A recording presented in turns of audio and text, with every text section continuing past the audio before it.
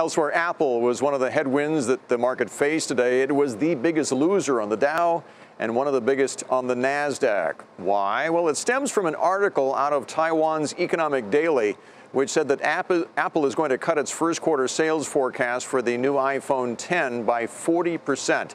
And that possible lack of demand helped bring down Apple's suppliers as well. Our Josh Lipton has more for us tonight. This is iPhone X. It is the biggest leap forward since the original iPhone. Apple investors are counting on Apple's iPhone X being a big hit. Their bet is that consumers all over the world are going to upgrade to this new device. That optimism is what has helped drive a nearly 50% surge in Apple stock this year. Apple calls the X the future of the smartphone, with its edge-to-edge display, facial recognition technology, and price tag of $999. But new reports are throwing cold water on that bet. Apple stock was down today on media reports, citing Taiwan's Economic Daily, that Apple in the first quarter is going to cut its sales forecast for the iPhone X to just 30 million units. That is down from what it said was an initial plan of 50 million units. Apple suppliers came under pressure too, as investors worried about demand for this new flagship phone.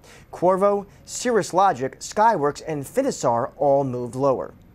Analysts are weighing in too. Consumer Intelligence Research Partners notes that the iPhone X accounted for just 30% of iPhone sales in the month after its launch on November 3rd. The less expensive iPhone 8 and 8 Plus, in contrast, accounted for 39% of sales. But it clearly did not, quite meet the hype and the expectations, at least based on percent of share or market share of the total phone. So we were, I suppose, a little disappointed at that point as well.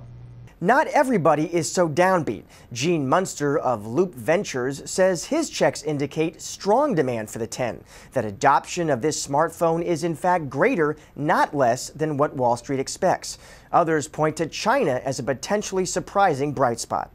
Early indication of the second largest market for iPhone is that it's doing surprisingly well in the first weeks of sales. So there could be some upside surprises to iPhone X, but overall the sentiment is down.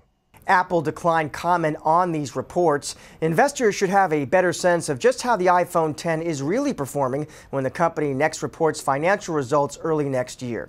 For Nightly Business Report, I'm Josh Lipton, San Francisco.